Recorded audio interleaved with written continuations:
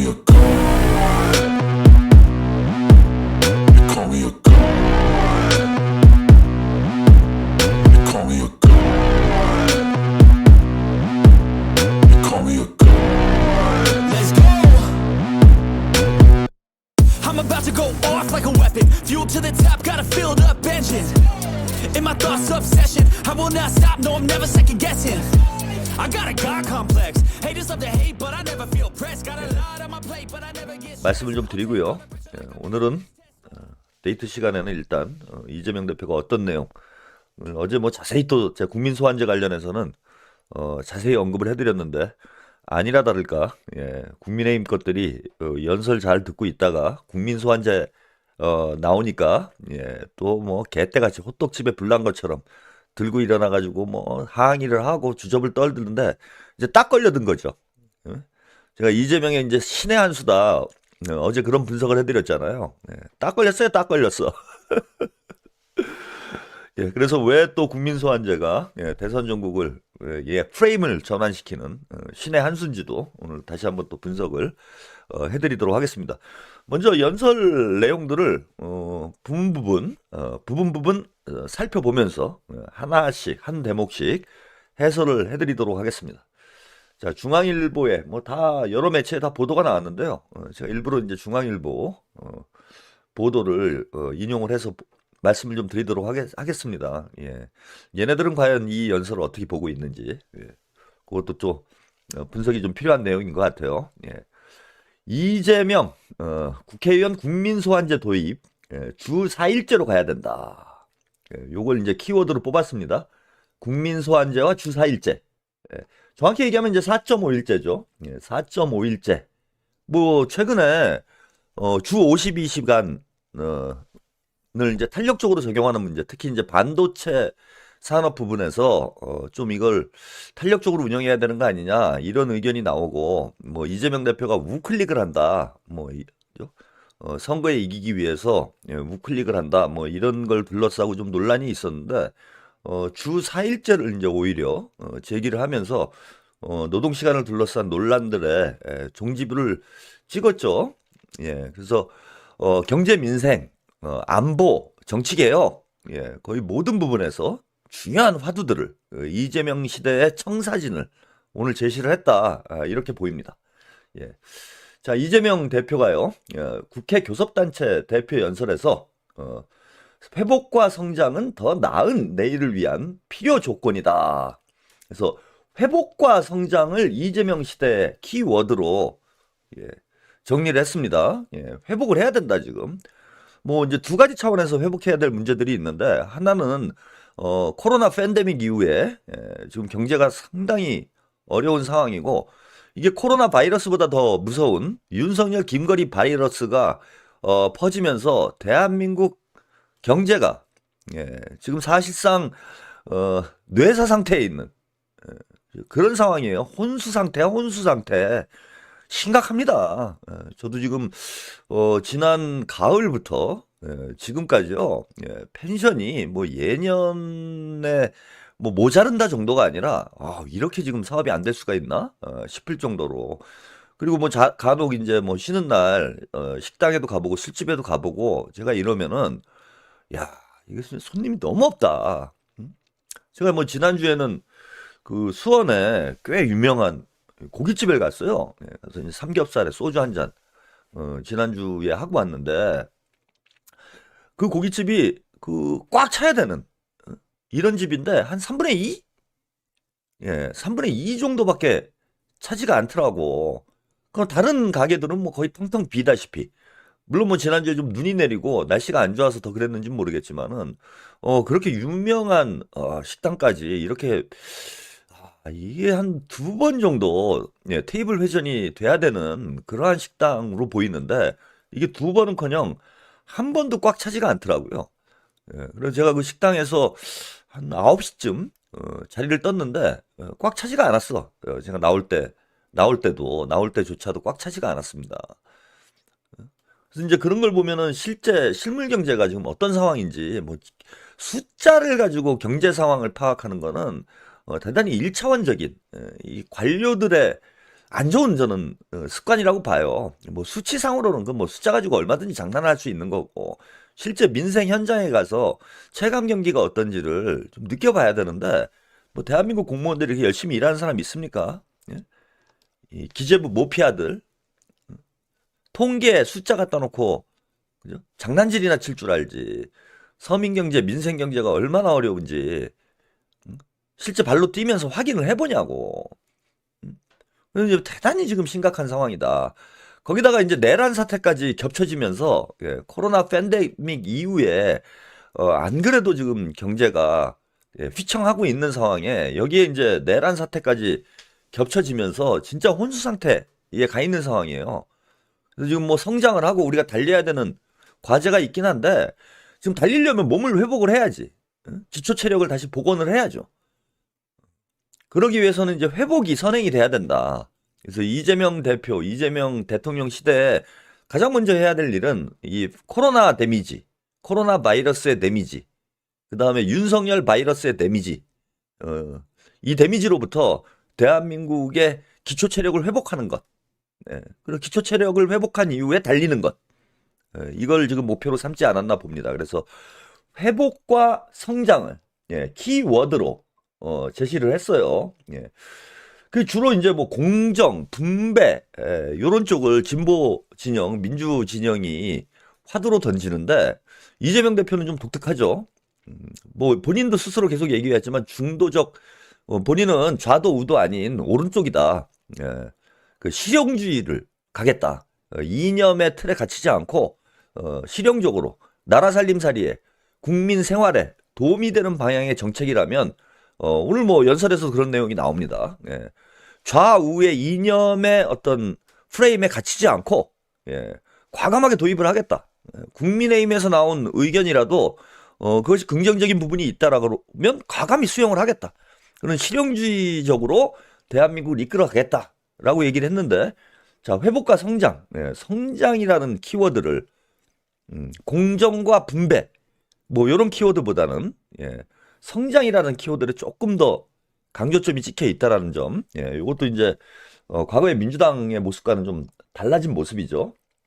그러면서 기본사회를 위한 회복과 성장위원회를 설치를 하고 당력을 총동원하겠다. 다시 한번 강조를 했어요. 이재명의 궁극적인 목표는 기본사회다. 기본소득, 기본의료, 기본주택, 기본금융, 대한민국 경제의 모든 영역에서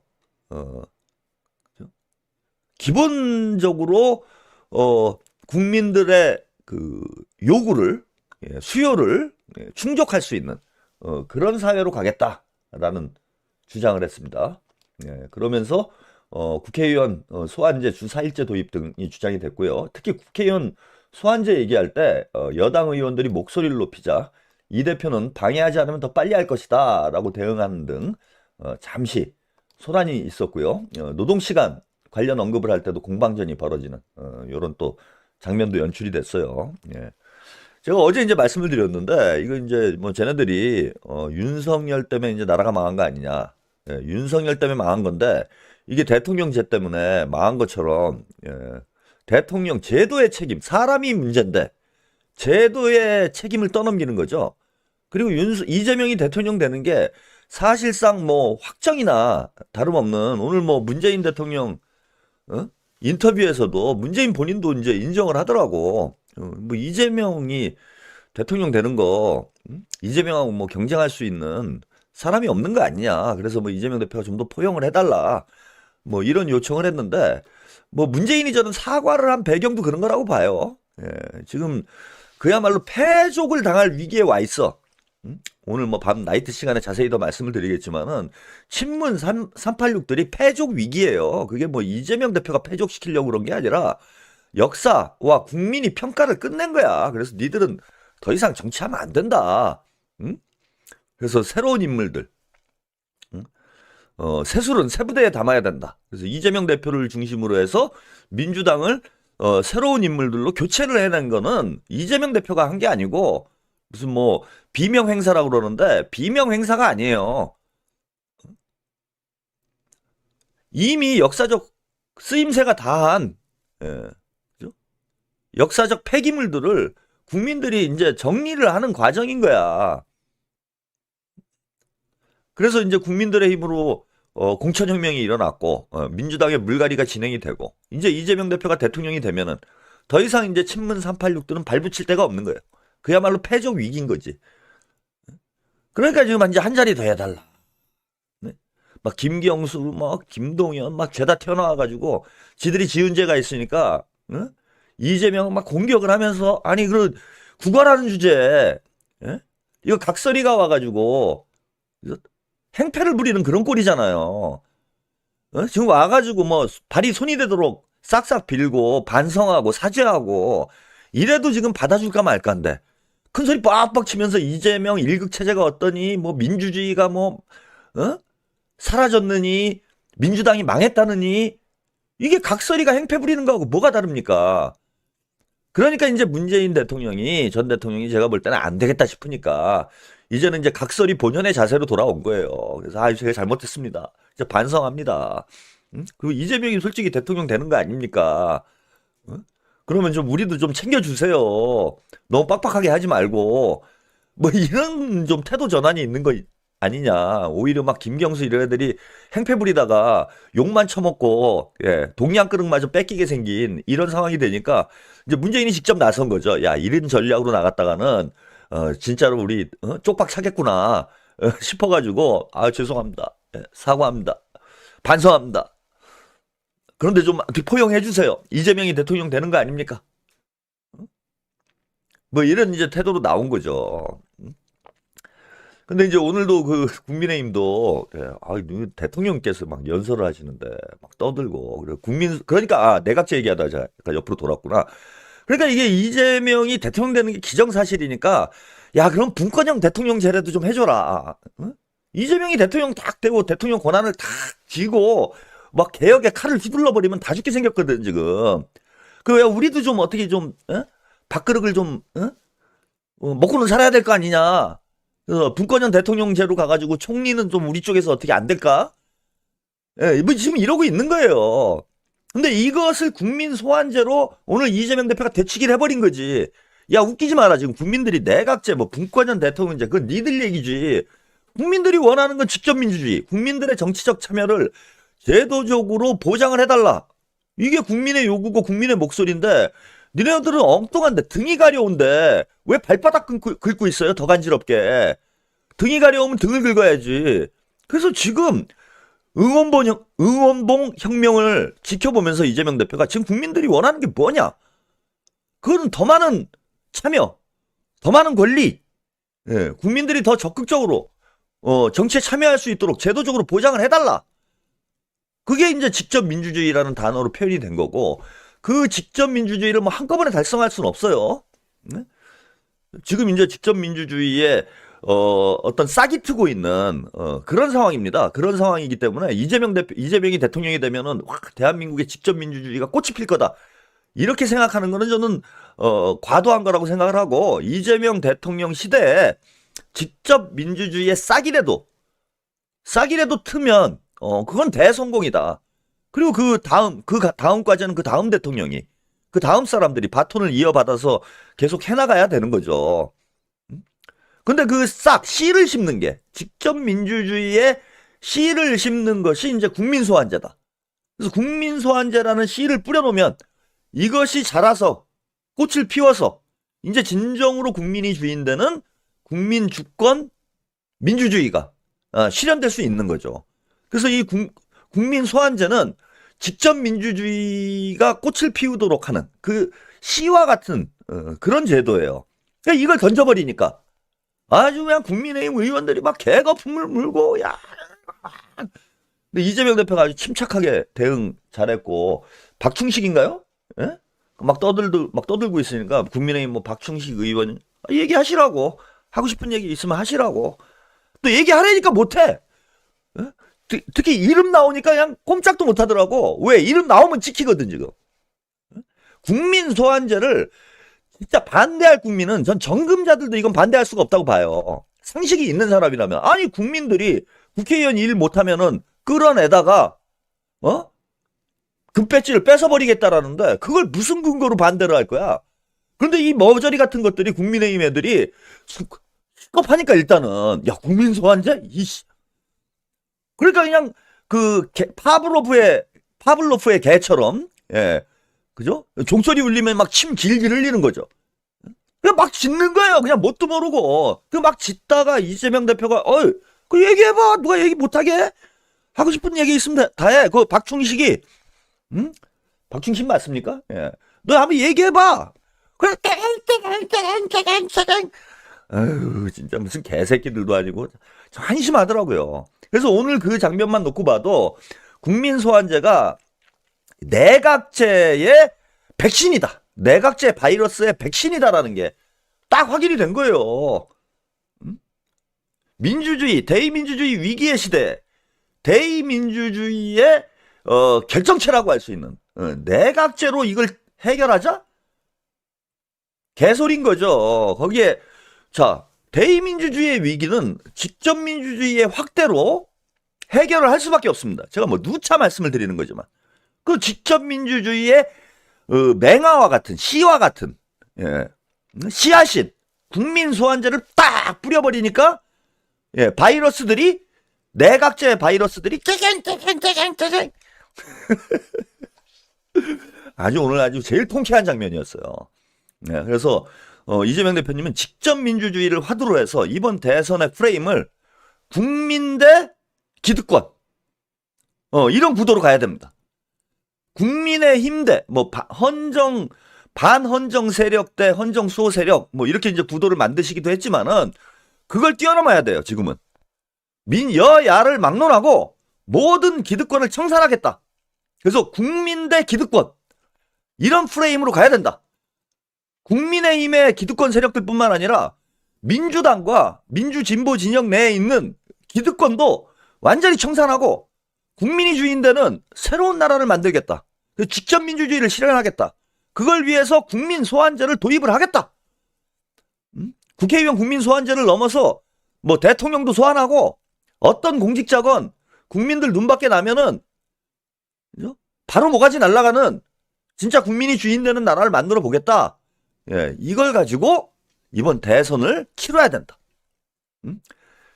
과거의 민주 대 반민주의 구도를 뛰어넘는 진보 대 보수의 구도를 뛰어넘는 기득권과 국민의 구도로 이번 대선을 만들어야 됩니다. 국민 대연합으로 승리를 해야 된다. 아까 말씀드렸지만은 국민 소환제는 진보 지지자들이건 보수 지지자들이건 찬성을 할 수밖에 없어요. 국민들한테 권리를 준다는데 그걸 반대하는 사람이 이상한 사람이지. 특히 2030 젊은 층 지금 이대남들이 이제 문제다. 그래갖고 뭐 페미니즘을 뭐 반대하고 뭐 또 그러면은 페미니즘 프레임에 또 걸려드는 거야. 이 등신들아. 요즘 뭐 유행처럼 특히 그 좆도 모르는 김용민이가 또 시작이에요. 또 시작. 페미니즘은 말을 하지 말라니까. 지난 대선 때부터 제가 얘기를 했어요. 이건 제로섬 게임이다. 반페미로 나가면 여성표가 떨어지고 그 친페미로 나가면 남성표가 떨어지고 페미니즘이라는 그 프레임 자체를 깨버려야 되는 거야. 깨버려야 얘기를 하지 말아야 돼. 그리고 이대남들이 여성들 때문에 지금 일자리를 못 구하고 취직이 안 되고 이런 겁니까? 그거는 유태인 때문에 독일이 이 모양 이 꼴이다라고 주장했던 히틀러나 하는 논리예요. 이준석이나 하는 논리야. 그게 왜 2030 남성들이 취직이 안 되는 게 여자들 때문이에요. 여자들 능력 있으면 써야지. 나라 경제가 개판이니까 기업인들이 이윤에 눈이 멀어가지고 민생은 외면하니까 벌어지는 일이잖아. 그거를 왜 뭐 페미가 맞냐 반페미가 맞냐 이런 프레임을 만들어버리냐고. 그 동덕여대 문제도 제가 얘기 나온 김에 좀 말씀드릴게요. 동덕여대 문제가 이게 페미니즘 문제예요? 여대를 남녀공학으로 바꾸는 게 그게 페미니즘 문제야? 그 본질을 몰라? 이 무식한 놈들이? 동덕여대 학생들의 입장에서 볼 때는 이건 민주주의의 문제예요. 저는 동덕여대 학생들이 옳다고 봐요. 왜 옳다고 보냐면은 자, 내가 소비자 입장에서 나 콜라를 사야지. 그러고 갔어. 그 콜라를 샀어요. 콜라병 안에 음료수가 들어있는데 이게 콜라야. 그래서 콜라를 돈 내고 내가 샀어. 근데 마시니까 사이다가 나와. 어? 야, 씨발, 이게 뭐냐? 나는 콜라를 샀는데 편의점 주인한테 가갖고 왜 여기서 사이다가 나오냐? 이거 사기 아니냐? 이렇게 얘기를 하니까 편의점 주인이 오늘부터 우리가 사콜이라는 걸 만들었대. 어? 사콜로 만들겠대, 이제. 지금부터. 얘 사콜을 산 거야, 너는. 콜라가 아니고. 아, 이러면 걔 열받습니까? 안 열받습니까? 얘기가 좀 옆으로 샜지만 얘기 나온 김에 제가 좀 말씀드리고 열받잖아요, 이거는. 아니, 나는 여대인 줄 알고 들어왔는데 들어오고 나니까 사이다를 팔겠대. 나는 콜라인 줄 알고 샀는데 아, 이제부터 사콜이래. 어? 병은 콜라, 포장은 콜라고 내용물은 사이다를 넣어갖고 판대요. 그럼 뚜껑 열리지. 그러면은 학교 측이 학생 측하고 협의를 해야 되는 거예요. 그래서 그런 중대한 학교의 운명이 걸린 문제를 학교의 다수 구성원인 대학생들의 의견을 반영해서 결정을 해야지. 어? 그 대학이라는 게 뭐 재단 이사장의 사유물입니까? 그래서 본질은 이게 남녀공학이냐, 뭐 여대냐, 여대로 가는 게 맞냐, 남녀공학이 맞냐, 이게 아니에요. 학교를 비민주적으로 운영을 해서 소비자인 학생들이 기만을 당했으니까 거기에 분노한 사건인데 이 사건을 그런 페미니즘 프레임을 강화하는데 이용해 먹는 이준석과 같은 나쁜 정치인이 있는 거야.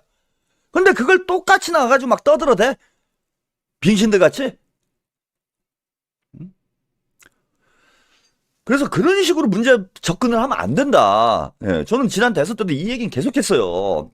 페미니즘 프레임에 걸려들면은 이거는 예? 결국 제로섬이 된다. 어쨌건 20, 30대 여성 유권자들이 민주당에 대한 지지율이 높은데 그 페미니즘에 대해서 우리가 거부감을 공공연하게 드러낼 필요가 있느냐. 그러지 말고 프레임을 이동시켜라. 이거 남녀차별의 문제가 아니다. 지금 대한민국이 겪고 있는, 대한민국의 MZ세대가 겪고 있는 이런 사회적 문제는 남녀차별의 문제에서 발생한 게 아니라 사회 구조적인 문제에서 발생을 한 것이다. 그 설득을 하고 또 2030 그 남성들이 느낄 수 있는 그 박탈감의 문제들을 해결해 나가고 이래야 될 거 아니야. 취직 잘 되게 해주고. 그래서 구도 자체를 이게 민주 대 반민주, 무슨 페미니즘 어쩌고 저쩌고 이런 구도로 가면 안 돼요. 2030도 이 분노가 긍정적인 에너지로 전환될 수 있도록 이끌어줘야 됩니다. 그게 뭐냐? 기득권과 국민의 구도라는 거예요. 기득권 세력들이 과도하게 부와 기득권 세력에게 과도하게 부와 권력이 집중되어 있기 때문에 우리가 이런 피해를 입고 있는 거 아니냐? 이런 방향으로 이끌어 주고 그 사회적 불만을 긍정적 에너지로, 긍정적인 정치적 동력으로 승화를 저는 시켜줘야 된다. 그래서 이재명 대표님이 이번 대선 구도를 잘 보셔야 된다. 낡은 틀을 벗어나야 됩니다. 민주 대 반민주, 진보와 보수, 그 뭐 페미니즘과 뭐 반페미니즘, 뭐 이런 식의 구도로 끌려가서는 안 되고, 자, 본인 스스로 얘기했듯이 좌와 우의 이념을 초월해서 국민들이 이익이 되는 방향으로 국가를 운영해 나가겠다라고 이재명 대표님이 얘기를 하셨잖아요. 그게 뭐냐? 국민 대 기득권의 구도다. 예, 저는 이 말씀을 드리고 싶습니다. 예, 그래서 이번에 자, 이 국민 소환제가 중요한 핵심 공약이 되고, 예, 핵심 정책이 되는 이유가 여기 있다고 봐요. 그걸 선명하게 가르마를 타주는 거야. 국민 소환제가. 국민 소환제에 찬성하는 사람은 국민의 편인 거고, 국민 소환제에 반대하는 사람, 국민들에게 더 많은 권력을 주는 것을 반대하는 세력들이 바로 기득권 세력들이지. 그리고 국민들도 이해하기가 쉬워요. 이거 뭐 내각제니 분권형 대통령제니 개헌이니 막 이런 건 너무 복잡해. 잘 이해하기도 힘들어. 그래서 저 새끼들 우리랑 뭐 관계도 없는 얘기를 가지고 저렇게 치고받고 또 싸운다. 그러면서 정치 혐오가 더 확산될 우려성이 있습니다. 근데 국민소환제는 이거 이해 못할 사람이 없잖아요. 응? 국민소환제 이해가 안 되나? 여러분, 이거 뭐 제가 설명을 해드릴 필요가 없는 거 아니야. 그냥 이름 자체에, 응? 예, 이름 자체에 답이 나와 있잖아요. 이름 자체에 답이 나와 있잖아. 뭐 이거 뭘 해설이 필요해요? 아, 국회의원 마음에 안 들면 국민이 해임한다. 이걸 반대할 이유가 없다. 그래서 진보건 보수건 국민의, 그죠? 서민의 위치에 있는 사람들, 기득권이 아닌 사람들은 국민 소환제를 적극적으로 옹호할 수밖에 없어. 그러면은 정금자 어르신들도 아니 이거는 뭐 이재명이 맞는 얘기를 하는데? 아씨, 이렇게 되지. 그래서 아주 중요한 화두를 오늘 던졌다. 요걸 다시 한번 강조를 해드리고 싶습니다. 자, 오늘 경제 문제 먼저 이제 항목별로 한번 좀 따져보죠. 희망을 만들고 갈등과 대립을 완화하려면 둥지를 넓히고 파위를 키워야 한다. 자, 분배 문제에 집중을 해버리면 결국 우리 안에서 갈등이 생긴다라는 거예요. 자, 파이는 요만한 파이를 100명이 나눠 먹으려면 100명이 요만한 파이를 나눠 먹으면 치고받고 싸우지. 그러니까 오징어 게임하고 똑같은 거예요, 지금 상황이. 대한민국의 경제 파이가 요만큼인데 우리가 자꾸 분배만 얘기를 해버리면 요만한 파이를 가지고 요걸 어떻게 나눌까 가지고 치고받고 싸우니까 아니 이 게임을 설계한 놈들하고 싸워야 되는데 이번 오징어 게임 시즌2에서 그 흐름이 바뀌죠. 시즌 1에서는 이제 그 안에서 뭐 400억을 서로 먹으려고 서로 죽이는 약자들끼리 싸우는, 그죠? 국민들끼리 싸우는, 서민들끼리 싸우는 그런 구도였어. 그래갖고 이제 400억을 내가 쟁취를 했어. 이정재가 400억을 얻었잖아요. 근데 이렇게 얻은 400억이 도대체 무슨 의미가 있는가? 이 시스템을 부셔야 되겠다. 뭐 여기가 오징어 게임 2의 출발점이에요. 그리고 이게 뭐 좀 스포일러가 될 수도 있는데, 그래서 이정재가 게임 참가자들을 설득을 해서 총구를 돌립니다. 야, 이게 우리끼리 싸워가지고 우리끼리 죽일 일이냐? 그 460억을 한 놈이 다 먹도록 만든 시스템의 문제 아니냐? 이 게임을 설계한 놈들을 잡아내가지고 잡아 족쳐가지고 게임 자체를 끝내야 된다. 우리 지금 대한민국 사회도 그런 거야. 그나마 파이는 요명한데 100명이 나눠 먹어야 되는데 이만한 파이 중에 절반 이상을 이 한 놈이 다 가져가. 한 놈이 다 가져가고 나머지 이제 이거 반 쪼가리를 가지고요. 99명이 나눠 먹는 거예요. 99명이. 한 쪼가리. 이게 반도 넘어요. 사실 정확히 따지면은. 3분의 2는 한 놈이 다 가져가 버려.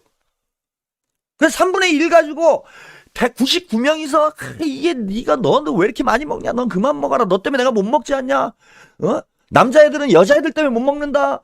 여자애들은 남자애들 때문에 불평등이 있다. 그게 오징어 게임이에요. 그게 우리끼리 싸우는 게. 그럼 두 가지를 해야 돼. 하나, 왜 이거 한 놈이 다 가져가냐? 이거 반쪽을 한 놈이 가져가는 게 이게 맞냐? 네가 이 사회를 위해서 얼마나 기여했는지 모르지만 한 놈이 반쪽을 다 가져가는 게 맞느냐? 이게 이제 분배 문제죠. 근데 민주당과 제가 이제 과거의 진보의 이념의 틀을 부시고 나와야 된다라고 말씀드리는 게 이거예요. 과거의 진보의 틀은 자, 왜 네가 이 새끼야 반을 가져가 이 새끼 죽여라. 이렇게 되는데 이게 설득이 안 돼. 야, 그럼 우리가 그래도 자본주의 사회인데 서로 경쟁해가지고 능력 있는 놈이 좀 많이 가져가는 거 그거 문제냐? 야, 복권 뭐 다른 사람 다 꽝이고 한 명 되는 거지만 나는 거기다 희망을 걸고 나도 400억 그런 사람이 있는 거야. 그 오징어 게임도 계속 투표를 하잖아. 투표를 하면은 계속 게임을 자기 목숨이 달려 있는데도 게임을 계속 하자는 사람들이 반이에요. 반이 넘어가. 게임을 계속 하자는 사람이. 그래 계속 죽어나갈 수밖에 없는 거지. 이게 바보 같지만 어쨌건 국민들은 자본주의 사회에 살고 있는 사람들은 야, 나도 400억을 먹을 수도 있겠구나라는 어떤 희망? 이런 기대감? 마약 같은 이 기대감을 가지고 이 사회를 유지하고 살아가고 있는 거예요. 그럼 국민 절반 이상이 이런 생각을 가지고 있는데 야, 우리끼리 야, 그게 문제가 아니야. 이 바보야. 제가 반을 다 가져가니까 이게 우리가 문제가 되는 거 아니냐. 이렇게 설득을 해봐야 설득이 안 되는 거야, 지금. 그래서 과거의 어떤 진보 이데올로기의 틀을 제가 벗어나야 된다라고 말씀드리는 건 두 가지를 동시에 가져가야 돼요. 그리고 사실은 그게 진보고 성장과 분배 문제. 자, 그럼 파이를 키우는 문제도 고민을 해야 된다는 거야. 진보 진영이. 아, 그래? 뭐 네가 반을 가져가는 구조를 당장 바꿀 수는 없는데, 야, 네가 조금만 양보해봐. 반은 안 되겠고 한 3분의 1만 가져가자. 어? 그 대신 내 파이 전체를 키워줄게. 파이가 이만해지니까 네가 요만한 데서 반을 가져가는 거하고, 파이를 이만큼 키워놨으니까 여기서 3분의 1을 가져가는 거하고 3분의 1 가져가는 게 더 많지 않느냐. 나머지 사람들도 그러면은 요만한 걸 가지고, 야, 네가 갔냐 내가 갔냐, 여자 때문이다 남자 때문이다 이렇게 싸우느니, 야, 파이를 키우자. 즉 성장 문제. 자, 여기에 이제 진보 민주 진영이 관심을 가져야 된다는 거예요, 저는. 그래서 성장과 분배의 두 날개로 날아가야 된다. 응? 우리가 대한민국 시스템을, 오징어 게임을 완전히 뭐 때려 부셔가지고 게임을 중단시키지 않는 한, 즉 무슨 얘기냐, 대한민국 시스템 자체를 근본적으로 바꿀 수 있는 상황이 아니라면 진보는 분배 문제만 천착하지 말고 성장 문제도 동시에 추구를 해야 된다. 자, 이게 이재명 대표가 얘기하는 실용주의인 거예요. 실용적 진보죠. 응? 그래서 둥지를 넓히고 파이를 키워야 된다. 성장의 기회와 결과를 나눠야 된다. 자, 공정성장이라는 키워드를 제시했어요. 자, 성장을 하되 한 놈이 다 처먹는 성장을 하지 말고, 그게 이제 국민의힘 이른바 자유시장주의자들의 주장인 거예요. 야, 자본주의 사회의 본질은 경쟁이야. 능력 있는 사람이 많이 먹는 게 자본주의의 본질이야. 이런 주장을 하고 있는 거지. 그동안 진보 진영은 이런 주장에 대해서, 야, 이 무슨 개소리냐, 왜 니네만 다 처먹냐, 이렇게 얘기해 왔는데, 좋아, 그래, 맞다. 자, 자본주의 시스템의 본질은 경쟁이라는 걸 인정은 한다. 그런데 사람의 목숨까지 걸고 경쟁하는 건 아니지 않느냐. 응? 예컨대 오징어 게임이라는 이런 게임이 실존하고요. 적어도 오징어 게임을 진행하면서 사람이 죽지 않는다면, 그리고 실제 그런 게임들은 많아요. 예를 들면 그 서바이벌 게임, 오디션 프로그램들이 다 그런 거야. 참혹한 결과로만 이어지지 않는다라면 그 경쟁은 건전하고 또 재미도 있다. 삶의 활력도 있고 국가 에너지를 더 분출시킬 수 있는 그런 것이다. 그러니까 경쟁을 인정하는 기초에서 그죠? 경쟁을 하자 이거야. 그런데 사람을 죽이는 것까지는 아니지 않냐. 조금 다치고, 예, 조금 뭐 탈락을 해서 난 돈을 많이 못 먹고 이런 건 있을 수 있는데, 경쟁하다가 오징어 게임처럼 사람이 죽어나가는 465명인가 465명 중에 464명이 죽는 이런 게임은 안 된다. 오징어 게임은 계속 하되 사람은 죽이지 말자. 이게 공정성장이다. 이렇게 보시면 될 것 같아요. 그러면서 먹고 사는 문제를 해결하는 먹사니즘을 포함한 모두가 함께 잘 사는 잘사니즘. 예, 요게 이제 이재명의 경제 전략이 됩니다. 예, 오늘 아주 중요한 키워드가 나왔어요. 먹사니즘에서 잘사니즘으로 진화가 된 거지. 먹사니즘은 분배에 초점이 맞춰 있는 거예요. 최소한 의식주가, 그러니까 사람이 먹고 사는 문제, 예, 생존을 위한 최소한의 토대를 갖추자. 이게 먹사니즘이야. 분배의 뉘앙스가 더 강하죠. 근데 이걸 뛰어넘어서 당연히 먹사니즘은 기본적인 거고, 이제는 그를 뛰어넘어서 먹고 사는 문제를 해결해야 되는 시대는 아니다 지금. 그리고 대한민국의 경제 규모나 대한민국의 지금 발전 정도가 의식주 문제를 겨우 해결하는 걸 국가적 목표로 내세우는 건 퇴행이라고 봅니다, 저도. 즉 민생 복지, 여기에 초점이 가 있는 거는 과거에 이제 민주당이 집권했던 정부가 주로 먹사니즘, 복지 문제에 많이 집중이 돼 있죠. 그래, 먹사니즘을 포기하자는 게 아니라 국민들한테 성이 안 차는 거예요, 지금. 야, 지금 굶어 죽는 사람도 없는데 뭐가 문제야? 그러면 뭐 그 꼰대 어르신들은 그런 얘기 하지. 야, 니네 지금 뭐 굶어 죽는 사람들 있어? 안 쓰면 되지, 돈 없으면. 그런데 그 정도로 삶의 질이 충족될 국가냐고, 우리가. 세계 10위권에 경제 강국이 됐는데 고작 국민들은, 우리 국민들은 야, 먹고 사는 문제나 좀 해결해 주세요. 그거는 70년대 80년대 문제였다라는 거예요. 지금은 최소한의 인권, 최소한의 먹거리, 이런 걸 요구하는 시대가 아니야. 먹고 살게만 해주세요. 이걸로 만족할 수 있는 시대가 아니에요. 아까 정치 부분에서도 야, 이거 이제는 국회의원도 국민들이 뽑고 대통령도 국민들이 뽑는데 뭐가 문제야 이것들아. 정치 엘리트들이 이런 사고방식을 가지고 있다고 말씀을 드렸잖아요. 응? 이랬는데 지금은 그 정도의 국민들이 만족하나? 그러니까 직접 민주주의로 나가야 되는 것처럼 경제 문제에 대해서도 그냥 먹고나 살자. 응? 굶어 죽는 사람은 없도록 하자. 복지해가지고 찔끔찔끔, 예. 그죠? 굶어 죽지 않을 정도로 국가에서 사회보장을 해주자. 이런 시대 자체가 아니야, 이제는. 우리 국민들의 눈높이가 세계적인 수준에 가 있어요. 그리고 실제로 세계를 선도하는 국가야. 적어도 문화 콘텐츠 부분에서는 세계를 선도하는 선진국의 반열에 가 있어. 그런 선진국의 정치가 야, 먹고 사는 문제나 해결하자. 응? 우리도 좀 살자. 이런 구호가 맞냐고 지금. 안 맞지. 그러니까 2030 젊은 애들이 보기에는 저 꼰대들 저거 그러니까 아버지들이 야, 옛날에 나 때는 말이야. 니네가 보릿고개를 알아? 어르신들 맨날 이런 얘기 했어요. 제가 어렸을 때. 우리 때는 막 피죽에 뭐도 못 먹었어. 그래서 우리도 그렇게 살으라는 얘기예요?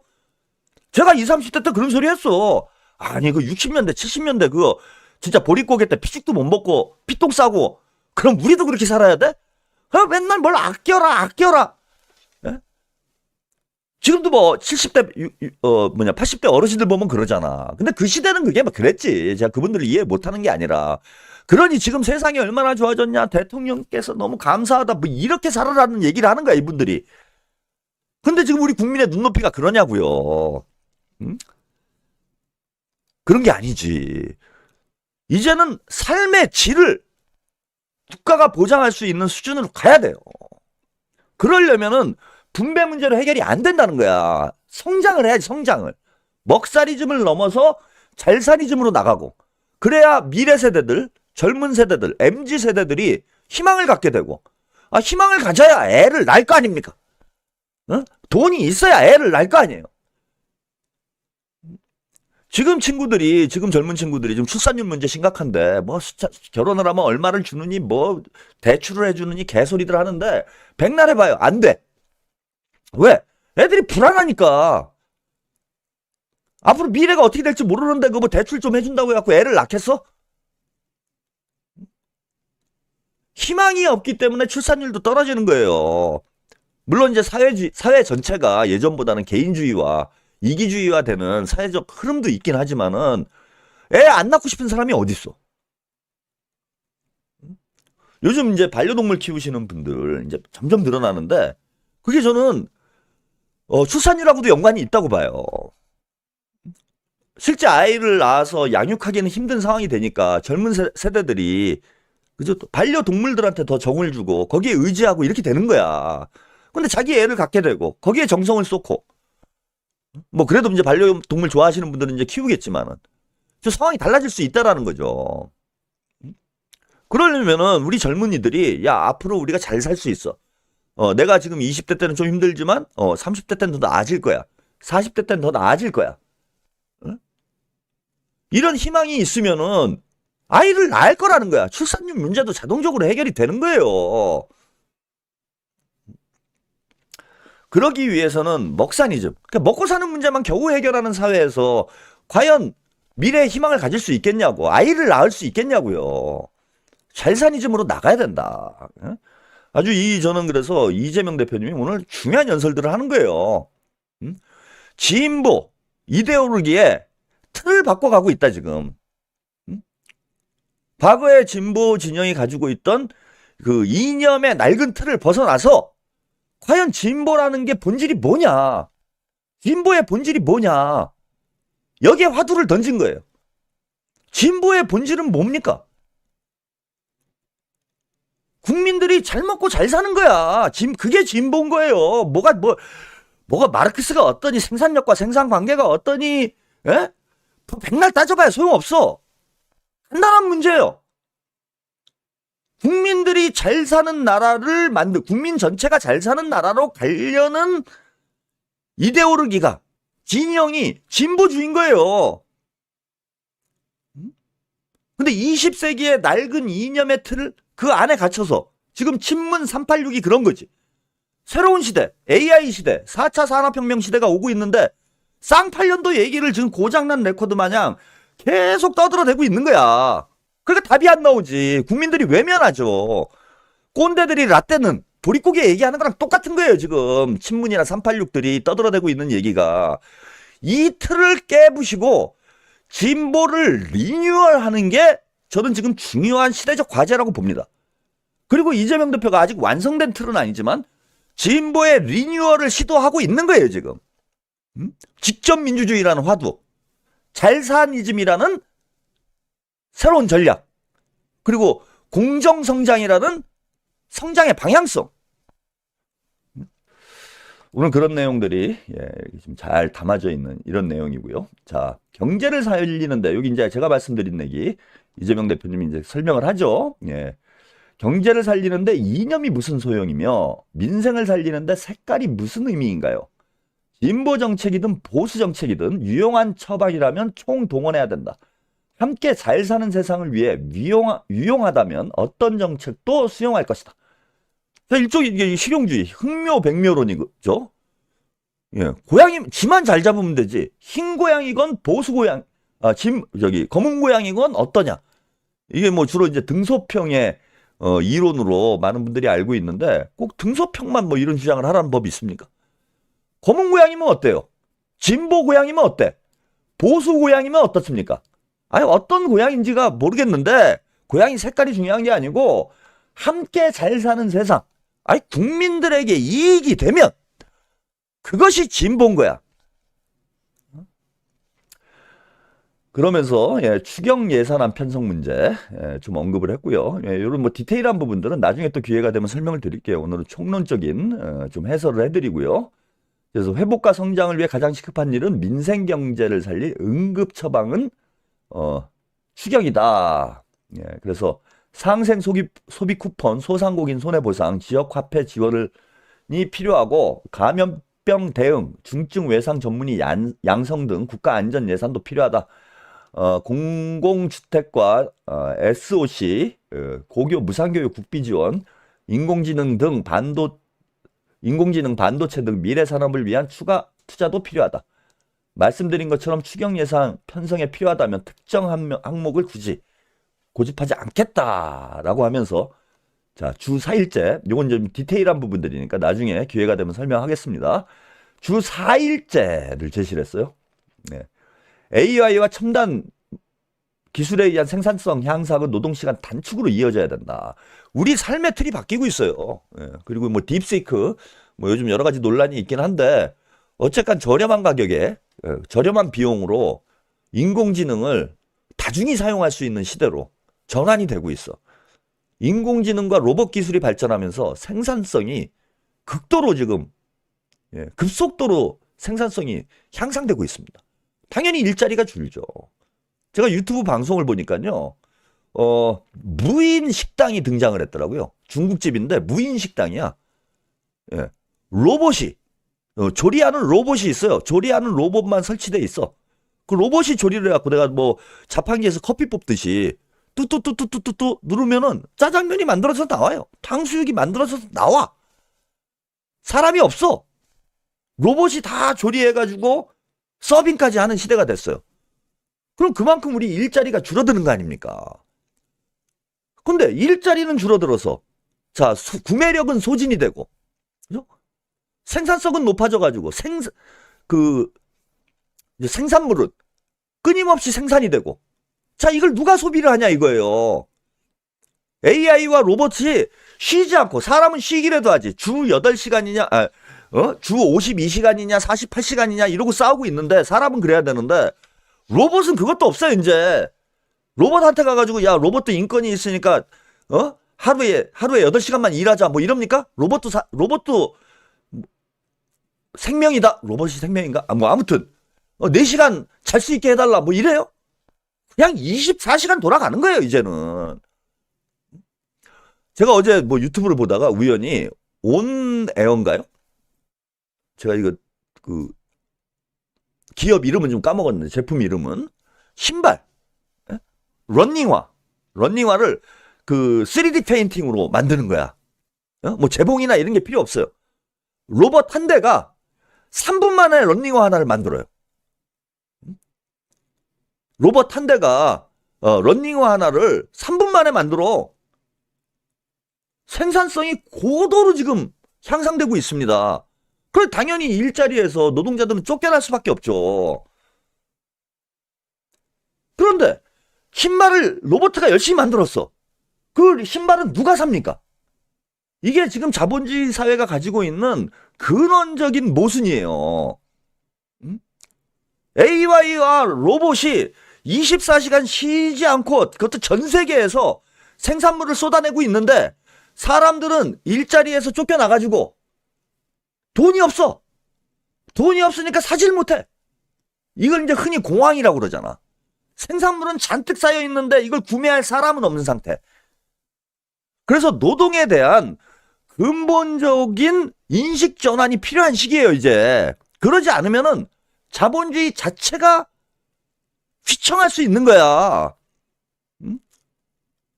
그래서 일론 머스크니 뭐 빌 게이츠니 주커버거니 이런 사람들이 기본소득 얘기하는 거예요, 지금.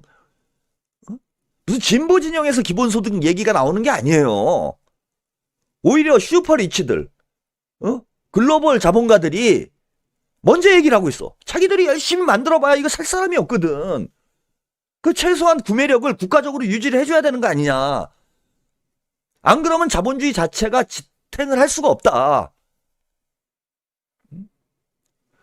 그래서 노동시간 단축은요, 뭐 자본가와 노동자의 이해관계 충돌 이런 문제가 아니라 우리가 필연적으로 선택할 수밖에 없는 길이야.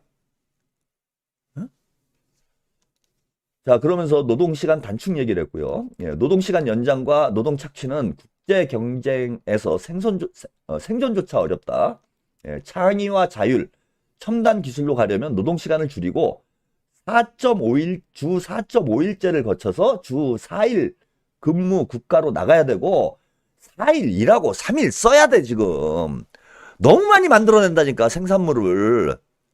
4일은 일하고 3일은, 그죠? 자기 발전을 위해서 투자를 해야 돼요. 그리고 언제든지 새로운 직종으로 이동할 준비를 해야 돼, 이젠. 그리고 투잡이 기본이 되는 사회로 가야 돼요. 왜? 한 가지만 해가지고는 기업도 먹고 살기 힘들고 우리도 먹고 살기 힘들어.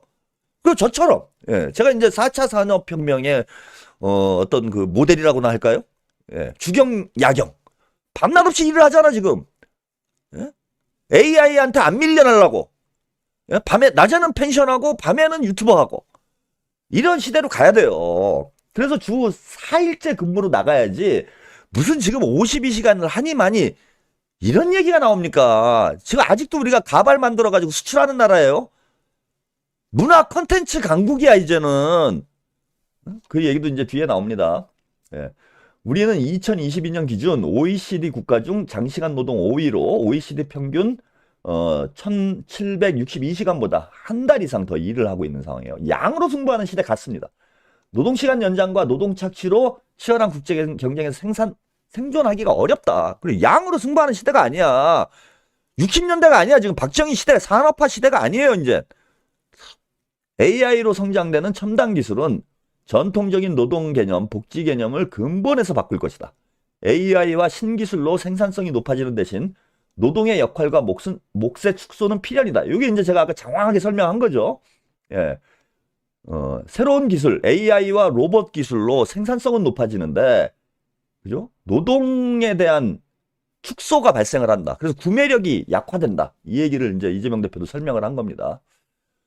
특별한 필요 때문에 불가피하게 특정 영역에서 노동시간을 유연화해도 그것이 총 노동시간 연장이나 노동 대가 회피 수단이 돼서는 안 된다라고 얘기를 했습니다. 그죠? 이건 이제 사업별로 유연성이 필요한 부분이 있어요. 예를 들자면은 요즘에 이제 넷플릭스 드라마 K 콘텐츠가 이제 세계적인 열풍을 일으키고 있는데 문화 예술 분야에 종사하는 사람들 같은 경우에 일을 할 때는 집중적으로 하게 돼 있습니다. 이게 드라마, 뭐 영화를 찍을 때 촬영 기간에는 막 며칠 잠을 안 자고 막 찍고 나가야 돼. 그래야 이제 비용을 줄이거든. 그 대신 이제 다른 기간에 휴식을 취할 수 있는 기간이 길어지죠. 그런 식으로 업종별로 자, 노동시간 적용을 유연화할 필요는 있는데 이게 총 노동시간이 늘어나서는 안 된다는 거예요. 1년이면 1년, 뭐 한 달이면 한 달, 누구나 유사한 노동시간을 유지를 시켜만 주면 그 틀 내에서 기업인들이 유연하게 활용을 해라. 그건 뭐 문제가 될 게 없는 거 아니에요.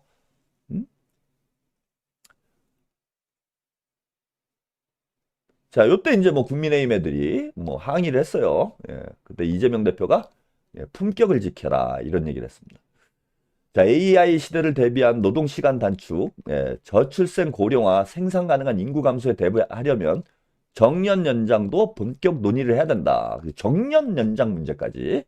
이것도 중요한 문제죠. 지금 연금 나가는 문제, 연금 개혁 문제도 머리가 아픈데 정년 연장해야 돼요. 지금 100세 시대에 60대에 은퇴를 해가지고 뭐 제2의 취업을 하시는 분들도 많은데 대부분 일을 합니다. 70대까지. 정년을 이렇게 늘리면 되겠어요? 줄이면은 대화와 신뢰 축적을 통해 기업 부담을 늘리고 국가와 사회 안전망을 확충하고 노동 유연성 확대로 안정적 고용을 확대하는 선순환의 사회적 대타협을 이뤄내야 된다. 이런 얘기를 했습니다.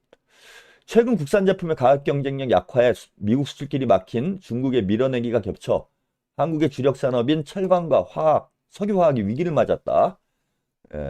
이 산업들은 포항, 울산, 광양, 여수, 서산, 당진 등 지역경제의 주축이라 관련 기업이 폐업하면 지역경제 쑥대밭이 된다. 자, 이 지역의 산업위기 대응 특별지역을 선포한다. 선포를 하자 이런 제안을 했어요. 이거 지금 우리나라의 근간이 되는 철강과 석유화학 산업이 지금 위기를 맞고 있는 이런 상황이고요. 포항, 울산, 광양, 여수, 서산, 당진. 이게 이제 지역 경제의 중추가 되는 지역들인데 여기가 무너지면 진짜 지역 쑥대밭이 돼버리는 거죠. 이에 대한 좀 대책 마련되어 있고요. 한국형 마더박 팩토리라는 걸 제안을 하겠다. 이건 나중에 좀 설명을 드리고 지금 시간이 많이 길어졌네. 다 됐네. 이제 뭐 저는 지금 경제 정책 조금 설명을 드렸는데 시간이 다 됐어.